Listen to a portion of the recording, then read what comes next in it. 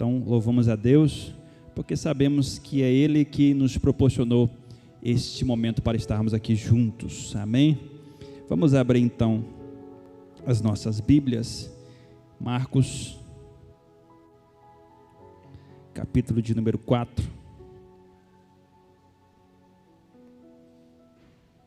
e versículo de número 35.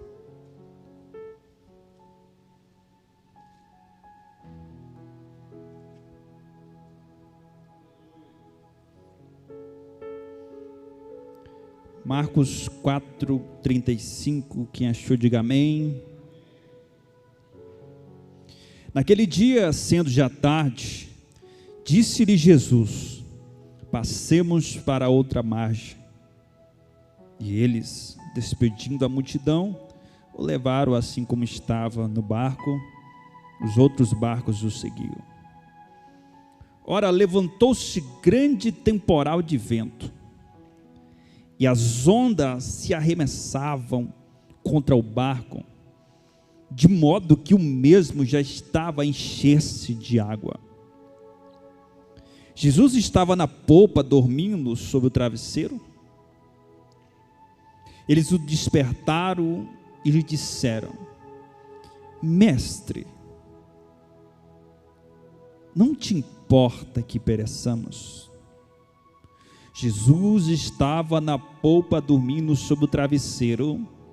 Eles o despertaram e lhe disseram: Mestre, não te importa que pereçamos? Só até aí.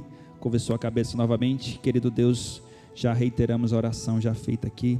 Queremos te agradecer por tudo que o Senhor já tem nos falado. Queremos te pedir que o Senhor nos continue nos falando nessa noite, em nome de Jesus, amém. Pode se assentar, glorificando ao Senhor. Amados, esse texto que nós lemos, que é um texto muito conhecido, todos nós sabemos muito bem do que se trata, do que acontece, de cada fato que acontece aqui. Mas o interessante é que a Bíblia, ela sempre nos traz grandes e valiosas lições de um mesmo texto que nós estamos acostumados a ouvir diversas vezes, porque a Bíblia, ela é sempre atual. E o texto vai nos mostrar a respeito de uma ocasião em que Jesus entra no barco com os seus discípulos, com o objetivo de atravessar para outra margem. Só que no meio do caminho acontece uma tempestade, e não era qualquer tempestade, era uma tempestade tão forte que o texto que nós lemos vai dizer que o barco em que eles estavam já estava se enchendo de água. Então os discípulos tentaram de todas as formas, e essas formas são formas físicas, para tentar vencer aquela tempestade, mas nada dava certo. A tempestade a cada vez piorava mais, e nós vimos claramente o desgaste físico gerado aos discípulos por combaterem a tempestade. Só que quando nós olhamos para as Sagradas Escrituras, nós não vamos ver somente esse desgaste físico, porque as batalhas em que nós lutamos, as batalhas que nós enfrentamos, não vão gerar para nós tão somente desgastes físicos, mas vão gerar para nós também desgastes espirituais. Vão gerar em nós um cansaço espiritual. E o que nós estamos vivendo no tempo presente, especialmente no mundo pós-pandemia, que querendo ou não afetou diretamente muitas pessoas de dentro da igreja, o que nós estamos vendo é um cansaço espiritual. Um cansaço espiritual.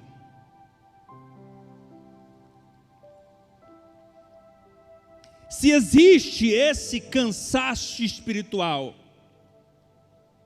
se de fato isso é verdade, o que pode gerar um cansaço espiritual na vida de um crente? Preste atenção, olhe para mim por gentileza. A primeira coisa que pode gerar um desgaste, um cansaço espiritual na vida de um crente é a tribulação. E o que se define como tribulação? A Bíblia vai definir tribulação como aflição. A Bíblia vai definir tribulação como opressão. A Bíblia vai definir tribulação como angústia, sofrimento, perseguição. A Bíblia vai dizer que nós, como servos, íamos passar por tribulação. Paulo vai falar que para nós sermos perseverantes em meio às tribulações, ou seja, a nossa constante luta vai ser uma luta da qual nós vamos passar por aflição, vamos passar por opressão, vamos passar por angústias, vamos passar por sofrimentos, vamos passar por perseguição. Jesus em nenhum momento disse: venha que você vai ser só feliz. Jesus em nenhum momento disse: venha que tudo vai ser mar de rosa. Pelo contrário, quando Jesus disse: venha, tome a sua cruz, venha após mim e siga-me.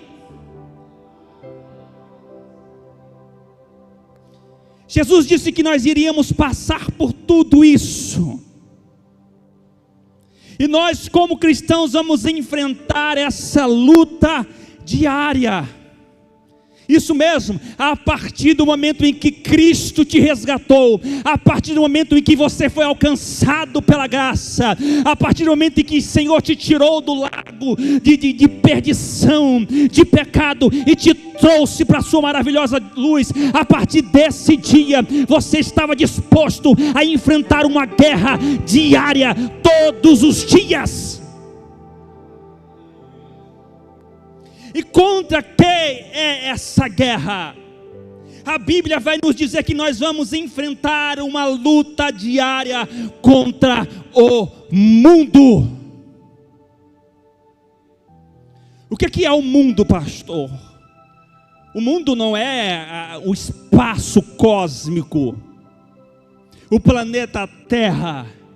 O mundo que a Bíblia se refere é um conceito de valores. E todos esses valores, esse ajuntamento de valores que o mundo tem, são valores contrários à palavra de Deus. Tudo que vem do mundo, que é este aglomerado de conceitos e valores, tudo que vem do mundo é contrário às sagradas escrituras. E o que é que o mundo vai fazer, meus irmãos? O mundo vai relativizar a Bíblia.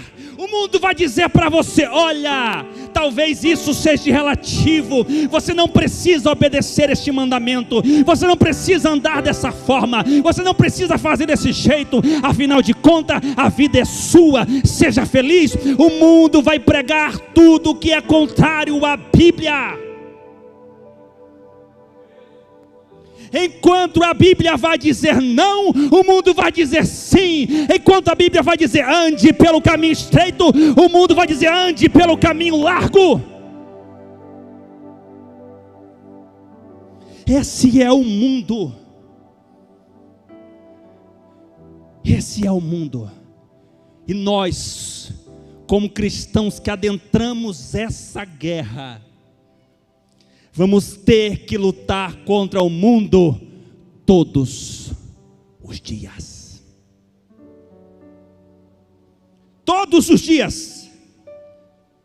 Nós vamos lutar diariamente não só contra o mundo, mas vamos lutar diariamente contra o diabo. Quem é o diabo? O diabo não é uma história que os crentes inventaram para te amedrontar, para te pôr medo para você não pecar. O diabo era um anjo, um querubim, conforme diz a palavra de Deus no livro de Ezequiel e no livro de Isaías, que estava próximo do trono de Deus.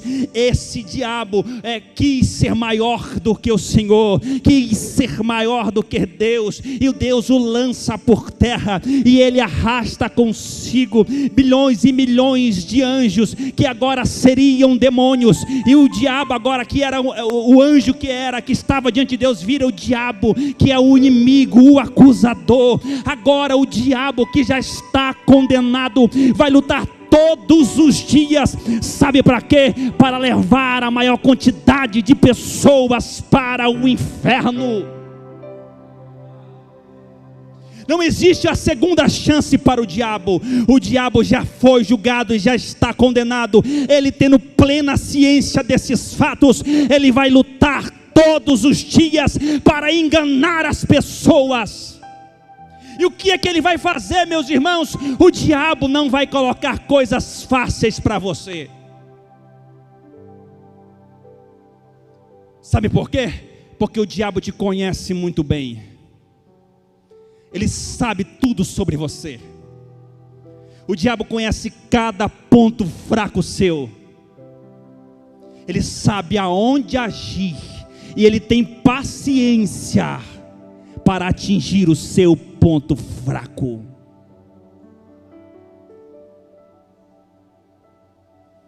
O diabo vai lutar de todas as formas, e ele vai oferecer oportunidades. O diabo vai colocar pessoas, o diabo vai colocar estratégias, o diabo vai colocar tantas e tantas coisas para afastar as pessoas do caminho da verdade. O diabo vai fazer com que nós olhemos para o fruto que Deus proibiu e sintamos vontade de prová-lo. O diabo vai fazer com que nós olhemos para o pecado e sintamos vontade de prová-lo.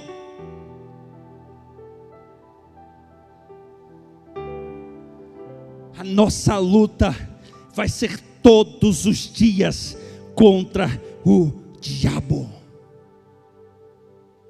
E deixa eu falar uma coisa para você, meu irmão: o diabo não tira folga. O diabo não tem férias, não tem feriado. Não. Ele trabalha todos os dias. Todos os dias. A nossa luta contra o mundo, a nossa luta contra o diabo vai ser todos os dias. E dito isso, nós sabemos que também nós vamos sofrer perseguições por causa da nossa fé. Você já parou para pensar, você já parou para evangelizar na cidade de Goiânia? Nós que viemos de outros estados sabemos muito bem como funciona a evangelização em outros estados.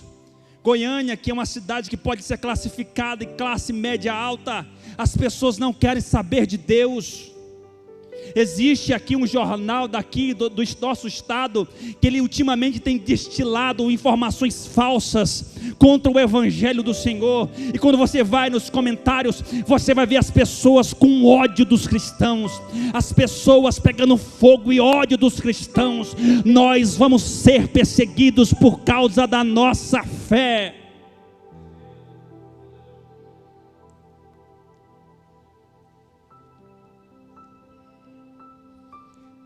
Não é nada fácil, né, meu irmão? Você saber que você vai ter que lutar todos os dias. Você vai ser afligido, você vai ser oprimido, angustiado, você vai sofrer perseguição, você vai lutar contra o mundo, você vai lutar contra o diabo todos os dias, e essa luta constante e diária gera um cansaço espiritual em muitas pessoas. Muitas pessoas estão desistindo de guerrear, porque estão se sentindo cansados. Olha para mim aqui, você já viu um exército? Quando uma guerra, nós estamos vendo uma guerra agora. Quando uma guerra está acontecendo, e uma guerra se prolonga por muitos anos, qual é a tendência? A tendência é que os soldados que estão sobrevivendo vão ficando cansados, porque o esforço físico pela guerra é grande demais. Eles vão se sentir cansados, e depois de um tempo eles vão começar a ficar na retaguarda, na defesa. O exército inimigo vai saber que aquele exército está cansado, e é nessa hora que eles vão atacar com mais força, e eles vão conseguir vencer a guerra. Assim é a nossa vida espiritual. O diabo sabe muito bem que nós estamos em uma batalha, e se nós nos sentimos cansados e deixarmos de estar firme diante de Deus, o diabo vai continuar atacando, guerreando, até que brechas se formem, e através de pequenas brechas é que o diabo consegue vencer. É aí que ele consegue adentrar. É assim que acontece o cansaço espiritual. Observe o que aconteceu com Elias. Elias, aquele homem que desafiou 450 profetas de Baal. Elias, aquele grande homem que fez cair fogo do céu. Aquele homem que fez milagres extraordinários. Num dia em que ele foi perseguido por uma mulher que tentava matá-lo, Elias estava se sentindo cansado, e ele foge imediatamente, e Elias pede a sua morte. Por quê? Por conta do cansaço espiritual. Mas não é só isso, irmãos. O que pode gerar um cansaço espiritual? As tentações. Observe, olhe para mim por gentileza. Tentação. Deus não tenta a ninguém. Deus não tenta a ninguém. Na verdade, a tentação é o resultado da minha própria cobiça. Isso está escrito em Tiago, capítulo 1, versículo de número 14. A tentação é o resultado da minha própria cobiça. Nós somos feitos de carne.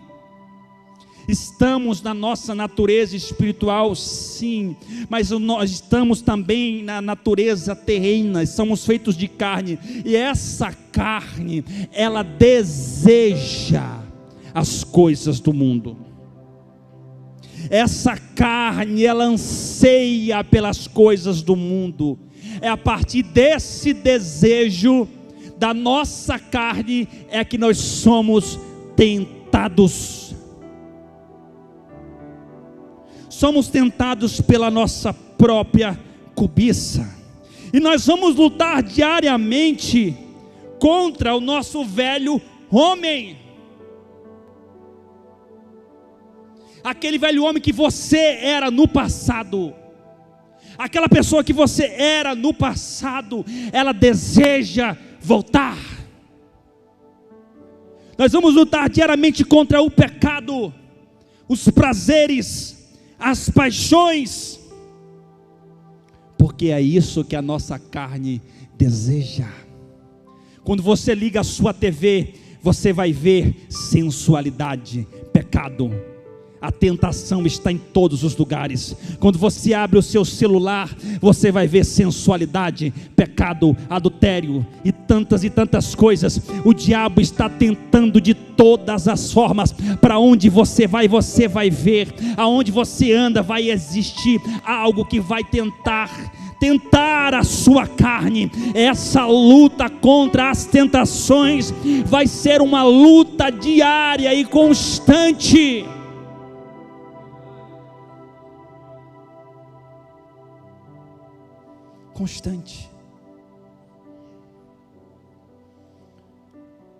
E que muitas pessoas não estão conseguindo vencer, estão cansando. O que pode ainda gerar cansaço espiritual? As provações.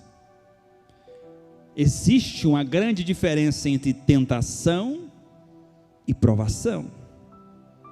Tentação é o resultado da nossa cobiça. Provação, o que é provação? A provação é um teste de fé. A provação é um momento difícil que eu e você passamos, aonde Deus testa a nossa fé.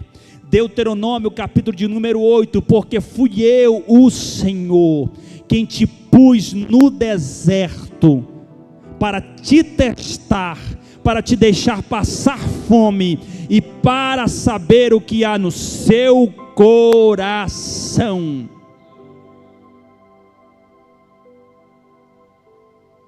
A Bíblia está recheada de exemplos. Abraão, meus irmãos, o pai da fé. Qual de nós, você pai e você mãe, tem coragem de pegar o seu filho e oferecer como sacrifício? Na verdade, em todas as escrituras, Deus nunca aceitou sacrifícios humanos.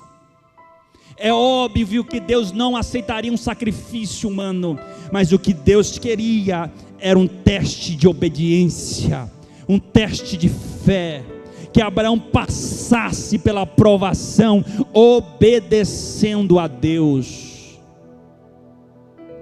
A Bíblia vai falar ainda sobre Jó, que em um único dia perdeu toda a sua fortuna, toda a sua riqueza, e Jó ainda perdeu seus 10 filhos. Só quem é pai e quem é mãe que teve a dor de enterrar um filho sabe como é perder um filho. Imagine agora você perder 10 filhos em um único dia.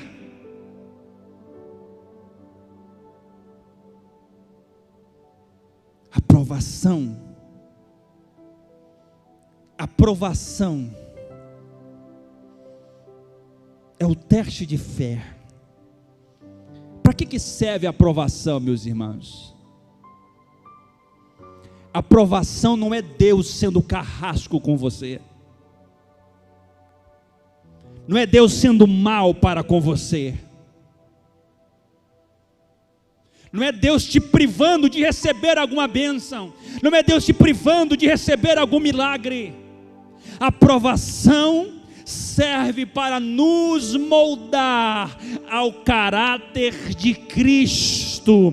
Tudo que você passa, tudo que você enfrenta, é para te moldar ao caráter de Cristo, porque a palavra vai dizer: todas as coisas cooperam para o bem daqueles que amam a Deus. Coisas boas, coisas ruins, todas cooperam para o bem daqueles que amam a Deus. Não importa o que aconteça, coopera para o bem. A pandemia, milhares de pessoas morrendo, coopera para o bem. A provação coopera para o bem. A doença coopera para o bem. Tudo coopera para o bem daquele que ama a Deus. E isso que você enfrenta na sua vida é Deus te moldando como vaso nas mãos do oleiro. Às vezes o vaso está quebrado e o oleiro precisa refazer. Com as suas mãos poderosas, o oleiro vai moldando, moldando e moldando. E como que Deus molda o vaso? É aprovação, é aprovação. É nesse momento que Deus vai moldando, moldando. Agora você não entende, você pode se questionar: Deus, por quê, por quê, por quê? Mas depois que você passa a provação, depois que a tempestade fica para trás, depois que você chega do outro lado, você consegue entender o porquê de tudo aquilo. Você não está sozinho, meu irmão. Em todos esses momentos, Deus está com você, te moldando, te aperfeiçoando.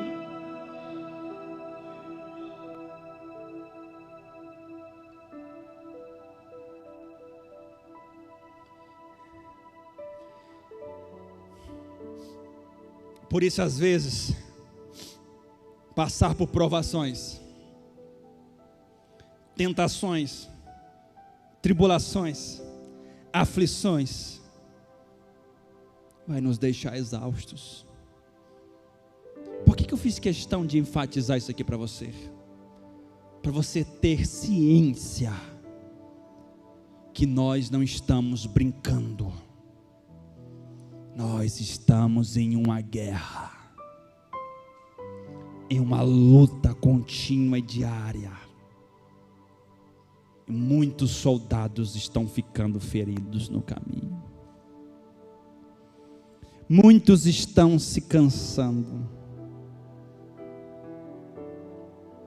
É nessas horas, diante de toda essa guerra, muitos começam a se questionar: mas será que não é melhor eu desistir?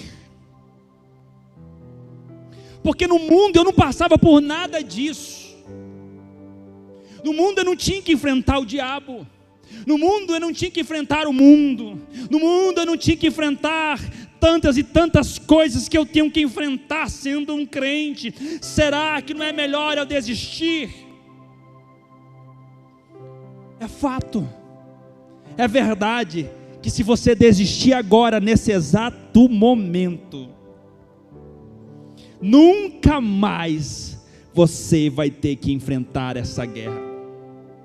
Se você desistir agora, você não vai ter mais que enfrentar o diabo. Se você desistir agora, você não vai ter que passar por nada disso, nem aflição, nem tribulação, nem tentação. Tudo vai desaparecer da sua frente. Mas você vai perder a coroa da vida. Só alcança a coroa da vida quem é fiel. E quem é fiel até o fim, quem é fiel até a morte, é que alcança a coroa da vida. Você pode desistir de tudo, mas você não vai herdar aquilo que está por vir, a glória que está no porvir.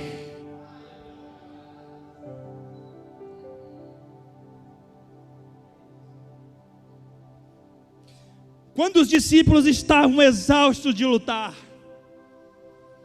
contra a tempestade, o que eu devo fazer então, irmãos? O exemplo está aqui.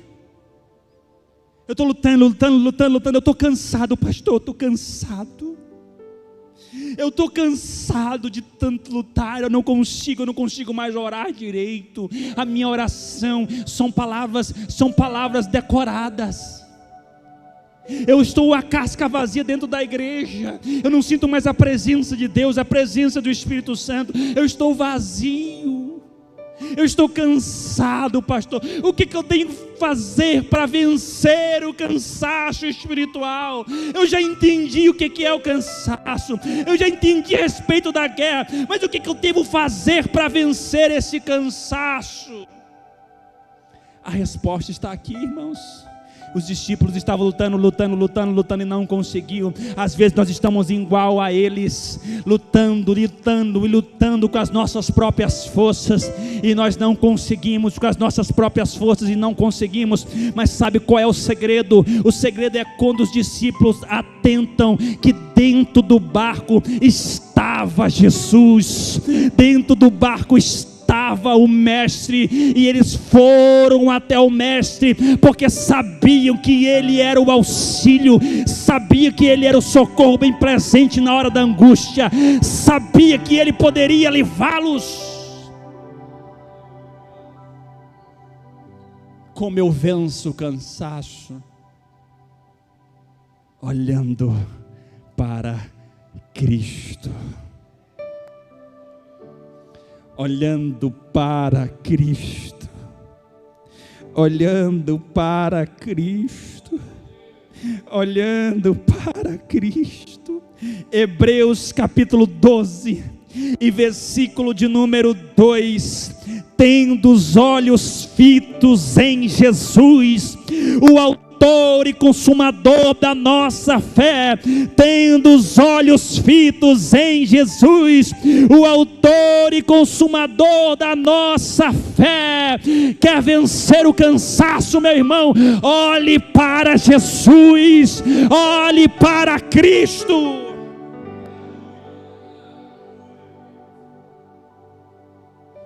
Só Ele que é capaz de nos renovar.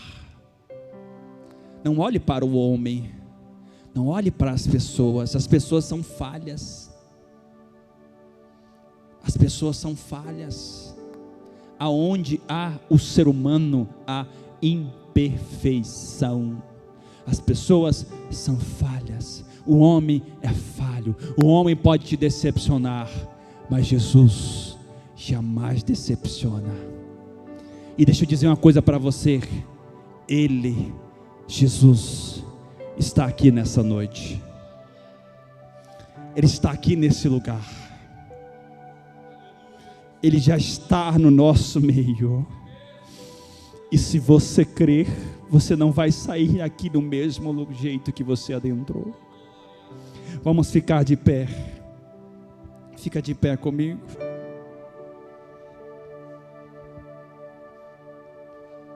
Oh, aleluias. Oh, aleluias. Feche os seus olhos. Feche os seus olhos. Aonde você está agora? Talvez você esteja passando por isso. Talvez a luta tenha sido grande para você. Talvez você só encontre portas fechadas. Talvez você esteja cansado. Talvez você nem consiga mais orar direito. Quanto tempo faz que você não consegue chorar na presença do Pai? Esse choro não é um choro de emoção, mas é um choro de saber que estamos perto dEle, sentimos a Ele e contemplamos a nossa própria natureza pecaminosa e contemplamos a sua natureza santa. Olhe para Jesus, meu irmão, minha irmã. Feche os seus olhos e fale com Deus agora. Eu não sei o que você está passando. Eu não sei da sua luta. Eu não sei do seu dilema. Mas Ele sabe. Por isso abre agora o coração e fala para Ele agora. Isso. Fala para Ele agora. Fala para Ele agora. O Espírito Santo quer ouvir a sua voz, meu irmão. O Espírito Santo quer ouvir a sua voz. Oh, aleluias. Aleluias. Aleluias. Aleluias. Aleluias. Oh, Pai, aqui estamos nós na Tua presença, Pai. Somos falhos, ó Pai. Somos pecadores, ó Pai. Oh, aleluia. Oh, aleluia. Oh, aleluia.